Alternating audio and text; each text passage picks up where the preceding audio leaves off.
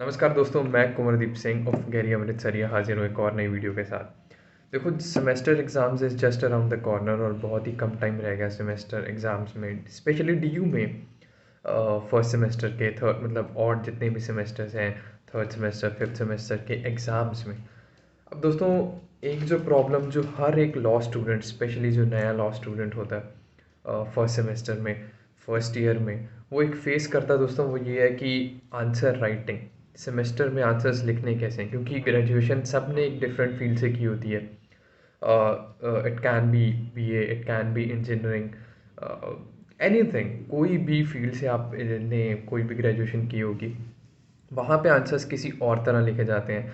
और law field में specially जब आप लॉ स्कूल में आते हैं, लॉ कॉलेज में आते हैं, तो आंसर्स लिखने का जो पैटर्न है वो चेंज हो जाता है। क्योंकि हमें ना बहुत सारी चीज़ें सोर्सेज से पढ़ना होता है। जैसे एग्जांपल के तौर पे, जैसे ही आप लॉ कॉलेज में आएंगे तो कुछ चीज़ें बिल्कुल आपके सामने पे रख दी जाएंगी। वो है बेयर एक्ट, जो बिल्कुल बहुत इंपॉर्टेंट चीज़ है। केस मैथ्स, और डीयू में अगर आप पढ़ते हैं तो दुक्की या कोई भी अगर आप रेफरेंस बुक पढ़ रहे हैं वो। तो अब इन सबको कंबाइन करके एक प्रॉपर आंसर कैसे लिखना है, एक प्रॉपर स्ट्रक्चर कैसे बनाना है। क्योंकि अगर मैं एक साइंस की बात करूं, अगर मैं फिज़िक्स की बात करूं, तो उसमें जैसे आ जाएगा डिफाइन फोर्स, तो मैं फोर्स को डिफाइन कर दूंगा, उसकी डेफिनेशन लिख दूंगा, हो सकता है कुछ इक्वेशंस लिख दूँ, हो सकता है कुछ डायग्राम बना दूँ।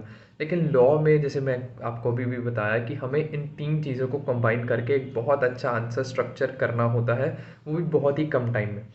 तो दोस्तों, डीयू में जैसे ही, स्पेशली अब अगर आप फर्स्ट सेमेस्टर में हैं या फिर आप किसी भी और लॉ स्कूल में हैं और आपको आंसर्स लिखने हैं, आपके साथ भी यही सेम एक तीन चीज़ें होंगी। एक बुक होगी, एक बेयर एक्ट होगा, एक केस मैट होगा। तो स्क्रीन के ऊपर दोस्तों देख सकते होंगे, ये आंसर शीट है। अब ये आंसर शीट मुझे कैसे मिल गई, कैसे आई, कैसा है, ये सब आप मत सोचना, क्योंकि कोविड के टाइम पे घर में बैठ के ही अपना एक आंसर लिखना था। तो ये तब की आंसर शीट है। तो वो मुझे मिल गई लकीली, और मैं आपके सामने पेश कर रहा हूँ कि कैसे आंसर्स लिखा जाता है, या स्ट्रक्चर। फोकस सिर्फ स्ट्रक्चर के ऊपर रहना चाहिए, मटेरियल के ऊपर नहीं। उसमें लिखा क्या है ये नहीं फोकस होना चाहिए।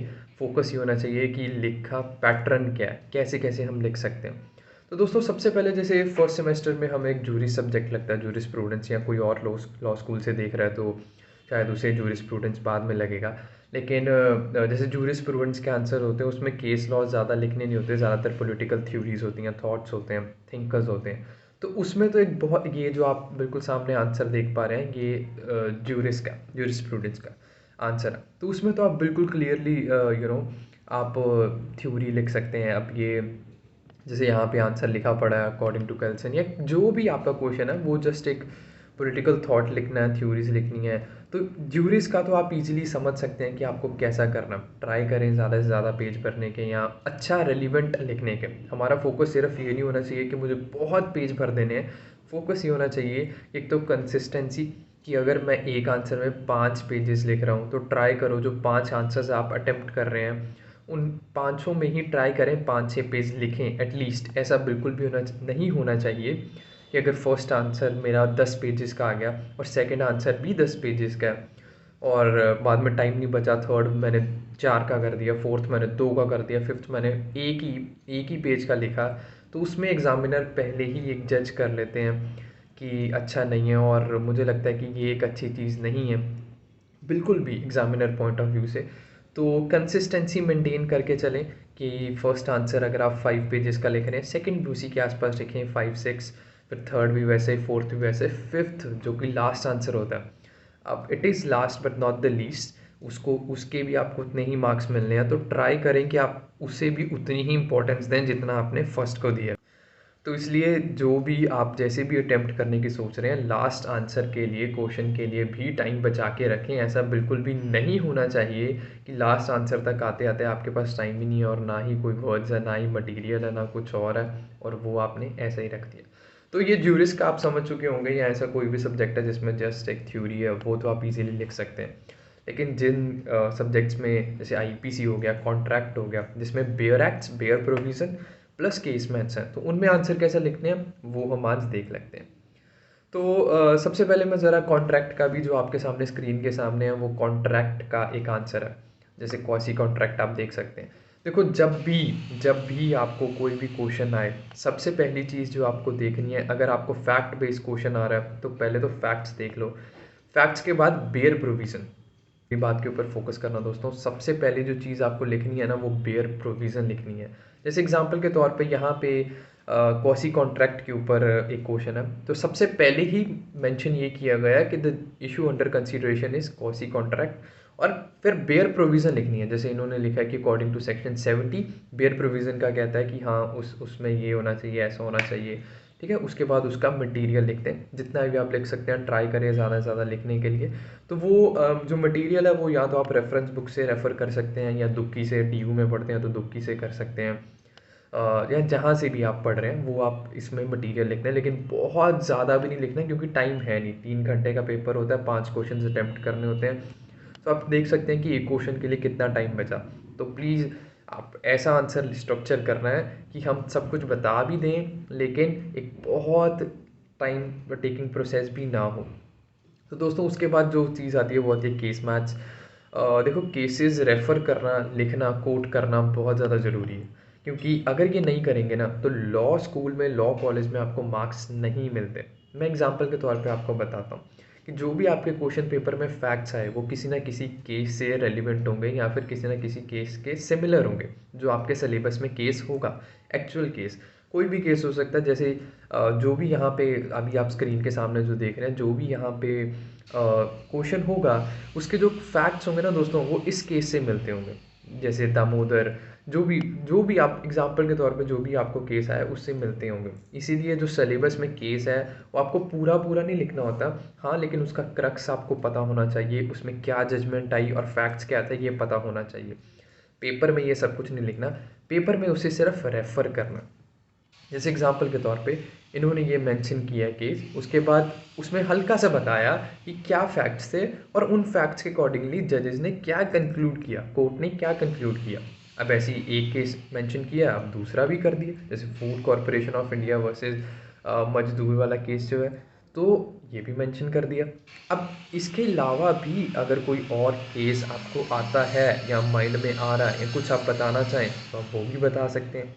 एक एक टिप छोटी सी मैं ज़रूर डीयू वाले स्टूडेंट्स को देना चाहूँगा, या किसी भी और लॉ कॉलेज में जो पढ़ रहे हैं उनको देना चाहूँगा, कि दोस्तों आप कोई भी और मेंशन कर सकते हैं केस जो आपके सिलेबस में नहीं है, लेकिन एटलीस्ट वो केसेस मेंशन करने ही करने हैं जो आपके सिलेबस में। जैसे एग्जांपल के तौर पे अगर क्वासी कॉन्ट्रैक्ट पे आपको 2 केसेस दिए गए हैं, तो वो 2 तो करने ही करने हैं। उसके अलावा अगर आपने इंटरनेट से पढ़ लिया, कोई लेटेस्ट जजमेंट आई है सुप्रीम कोर्ट की, या कहीं और से पढ़ लिया, ठीक है, कर सकते हैं, वेरी गुड, करो, मैं खुद कहूँगा।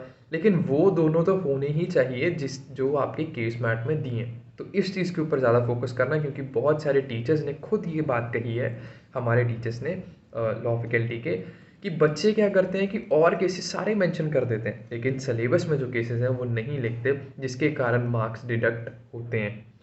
तो इसलिए ये सब चीज़ों को आपको फोकस करना है। अब जैसे और आंसर को बहुत अच्छा लिखना है, तो और इसको आप मटेरियल लिख सकते हैं। जैसे इन्होंने लिखा है responsibility of finder of coach, section 71 mention कर दिया। राइट्स लिख दिए फाइंडर ऑफ कोच के, कुछ भी जिसके आसपास जो भी आपका आंसर है वो लिख सकते हैं। जैसे ड्यूटीज़ लिख दी। फिर एट द एंड अगर तो वो केस मतलब वो एक फैक्ट बेस्ड क्वेश्चन है, तो उसमें एट द एंड आपसे अक्सर पूछा जाता है कि डिसीजन क्या होगा। तो डिसीजन आपको ऐसे मेंशन करना, डिसीजन ऑफ द क्वेश्चन। तो उसके बाद आपको डिसीजन में ये चीज़ मेंशन करनी है कि क्योंकि उस केस में, जो कि आपके सिलेबस में केस है, क्योंकि उस केस में ऐसा डिसीजन दिया जो सिमिलर है, क्योंकि ये वही केस की बात कर रहा हूँ जो सिमिलर है आपके क्वेश्चन से, क्योंकि उस केस में ऐसा आंसर दिया, जजमेंट दी, इसलिए मैं इस केस में भी ऐसी जजमेंट दे रहा हूँ। और बेयर प्रोविज़न मेंशन कर सकते हैं, जैसे इन्होंने 72 किया, या कोई भी और जो भी जिससे भी रिलेटेड है आप वो मेंशन कर सकते हैं। तो दोस्तों एक और एग्जांपल ले लेता हूँ आईपीसी की। उम्मीद करता हूँ कि आपको समझ आ रहा होगा, कि हमें हल्का फुल्का समझ आ रहा होगा कि हमें आंसर स्ट्रक्चर कैसे करना है इस आंसर के थ्रू। अब ये आईपीसी का जो मैं लेने वाला हूँ, इस आंसर के थ्रू उम्मीद करता हूँ कि आपको क्लियरली समझ आ जाएगा कि आपको कैसा स्ट्रक्चर करना है। जैसे आईपीसी में जो भी क्वेश्चन होगा, हो सकता है वो फैक्ट्स के ऊपर बेस्ड हो सकता है वो डायरेक्ट ही पूछ लिया जाए, लेकिन ज़्यादातर डीयू में स्पेशली फैक्ट्स के ऊपर बेस्ड होता है, कि फैक्ट दे दिए जाते हैं कि ए मर्डर दिस, उसने ऐसा किया, उसने इस टाइम पे यहाँ पे इंजर किया, इस वेपन से इंजर किया। तो ऐसे फैक्ट बेस्ड क्वेश्चंस होते हैं। तो ऐसे ही कोई क्वेश्चन यहाँ भी आया होगा। और ये जो क्वेश्चन है आंसर है, मतलब ये उन्होंने सबसे पहले हमने बताया कि ये किससे रिलेटेड है, कल्पेबल होमिसाइड से रिलेटेड है, जो कि सेक्शन 299 है, और मर्डर का सेक्शन लिखा है 300। और भी आप सेक्शन इसमें जोड़ सकते हैं अगर आपको लगता है कि हम और के बारे में बता सकते हैं। इसके बाद दोस्तों जो आपको सबसे पहली चीज़ करनी है वो है बेयर प्रोविज़न। बेयर एक्ट में जो सेक्शन 299 है या फिर सेक्शन 300 है, अगर आपको पता है तो वो ट्राई, मतलब मैं ये नहीं कह रहा कि हूँ बहू बिल्कुल एग्जैक्टली वही लैंग्वेज चेप दो, कॉपी पेस्ट कर दो, ऐसा नहीं होता। किसी को भी उतना ज़्यादा नहीं वो कॉपी पेस्ट हो सकती लैंग्वेज। अपनी टर्म्स में भी आप उस बेयर प्रोविज़न को एक्सप्लेन कर सकते हैं। जैसे एग्जांपल के तौर पे मुझे सेक्शन 299 का पता है, कल्पेबल होमिसाइड, तो मैं उस होमिसाइड को थोड़ा एक्सप्लेन करूँगा। उसके बाद फिर मर्डर 300 में या 302 में जो भी आपका प्रोविज़न लग रही है, तो उसको थोड़ा सा हल्का सा नीचे और एक्सप्लेन कर दूंगा। तो इस तरह मैं अपने आंसर को स्ट्रक्चर करूंगा। सबसे पहले चीज़ बता दी कि ये इससे रिलेटेड है। दूसरी चीज़ मैंने बहुत क्लियरली उसके बारे में और चीज़ें लिख दी कि what is a culpable homicide, what is murder, bare provision बता दी, और उसके बारे में जितना भी मुझे पता था मैंने सब कुछ बता दिया। जैसे इन्होंने बताया कल्पेबल, स्क्रीन के ऊपर आप देख ही सकते होंगे कि कल्पेबल होमिसाइड को बहुत अच्छी तरह पॉइंट्स में एक्सप्लेन कर दिया गया कि व्हाट इज़ कल्पेबल होमिसाइड। उसके बाद फिर एक मर्डर की हेडिंग दे दी गई और मर्डर को बहुत क्लियरली एक्सप्लेन कर दिया गया कि व्हाट इज़ मर्डर। तो उसके बाद दोस्तों ये सब आप जैसे ही लिखेंगे तो बहुत सारा आपका आंसर स्ट्रक्चर अच्छी फॉर्म में हो जाएगा। उसके बाद देखो, या तो आप रेलिवेंट केस लॉज बता सकते हैं, ऐसे हेडिंग दे सकते हैं, है ना। बताना तो है ही, लेकिन हेडिंग दे सकते हैं। जैसे इन्होंने हेडिंग दे दी रेलिवेंट केस लॉज, आप भी दे सकते हैं। उसके बाद सबसे पहला केस या फिर वो केसेस सबसे पहले बता दो जो आपके सिलेबस में है। जैसे इन्होंने एम्परर वाला केस बताया, बहुत फेमस केस है, हर एक के सिलेबस में ये होता है ईपीसी में, और इन्होंने भी वही सबसे पहले मेंशन कर दिया। उसके हल्के से फैक्ट्स, हल्की सी जजमेंट, बहुत ज़्यादा टाइम नहीं देना, क्योंकि यकीन मानो एक केस लिखने में भी ना 1 घंटा लग जाएगा अगर मैं एक केस को अच्छी तरह लिखने जाऊँ। तो आपको नहीं लिखना, और एग्जामिनर की पूछ भी नहीं रहा, एग्जामिनर को बस नाम चाहिए, हल्के से अगर टाइम हो फैक्ट्स लिख दो, वो भी ना लिखो, नहीं तो सीधा जजमेंट पे आओ। इस केस में ये जजमेंट थी, तो मतलब एक क्रक्स था। उसके बाद इन्होंने एक ही केस मेंशन किया, लेकिन आप और केस मेंशन कर सकते हैं, इंटरनेट से पढ़ सकते हैं। सिलेबस वाले तो करो, इंटरनेट से और पढ़ लो अगर टाइम मिले, नहीं मिले तो कोई बात नहीं, सिर्फ सिलेबस वाली कर दो। उसके बाद एट द एंड आपको क्या लिखना है, इन्हीं सब में ना आपके 4-5 पेज तो बहुत ईजिली भर जाएंगे, बहुत ईजिली। उसके बाद दोस्तों क्या करना, आपको डिसीजन लिखना। और इन्होंने जैसे लिखा है रेशियो ऑफ द केस, तो डिसीजन लिखें आप सीधा। तो उसके बाद डिसीजन आप, जैसे इन्होंने लिखा he was liable for murder under section 302 and so. और उसके बाद आप अपनी जजमेंट दें, और जजमेंट किस बेसिस पे दे रहे हैं हम ये भी लिखना है कि इस केस में, जैसे इन्होंने एम्परर का केस मेंशन किया, इस केस में क्योंकि ऐसे फैक्ट्स थे और ऐसी ही जजमेंट आई, इसलिए हमने इस क्वेश्चन में भी उसे पनिश किया, क्योंकि फैक्ट सिमिलर थे और वही सब कुछ हुआ, इसलिए मैं भी उसे पनिश कर रहा हूँ। तो कुछ ऐसा आपका स्ट्रक्चर जो है वो होने वाला है। जैसे इन्होंने डिसीजन में एक हेडिंग दी है, death of particular person, reaction of victim, ऐसे contributory action of third party, तो इन्होंने सब कुछ क्लियरली मेंशन किया। अब नीचे भी लिख दिया, hence MS Murthy was convicted for causing murder. तो ये आपका मतलब ऐसा कुछ स्ट्रक्चर रहने वाला है आपके क्वेश्चंस का। एंड में अगर उन्होंने डिसीजन पूछा तो ज़रूर लिखो, अपने आंसर को कंक्लूड ज़रूर करना। आंसर को कंक्लूड करना बहुत ज़्यादा ज़रूरी है, ऐसा नहीं होना चाहिए कि बस लिखते जा रहे हैं, एंड में आंसर को कंक्लूड ही नहीं कर रहे। अगर डिसीजन पूछा है डिसीजन लिखो, नहीं तो नॉर्मल भी अगर आप ज्यूरिस का कर रहे हैं, कुछ कर रहे हैं, तो वहाँ भी कंक्लूड करो, बहुत ज़्यादा ज़रूरी है। तो दोस्तों ये कुछ वीडियो थी जिसमें मैं आपको आंसर राइटिंग के बारे में बता रहा हूँ कि कैसे आपको सेमेस्टर में आंसर्स लिखने हैं। उम्मीद करता हूँ कि आपको कुछ समझ आया होगा। तब भी कोई डाउट रह गया हो तो आप नीचे कमेंट सेक्शन में लिख सकते हैं, या फिर सीधा इंस्टाग्राम पर मुझे मैसेज कर सकते हैं, it's KUNWR_0808। वीडियो अच्छी लगी हो दोस्तों तो hit the like button, subscribe कर सकते हैं टू गैरी अमृतसरिया ऐसी और बहुत सारी वीडियोस देखने के लिए, क्योंकि मैं अपनी जर्नी शेयर करता रहता हूँ, ब्लॉग्स लाता रहता हूँ, और भी बहुत सारी वीडियोज़ जो है मैं आपके लिए लाता रहता हूँ। तो इस वीडियो के लिए यही रखते हैं दोस्तों, नमस्कार।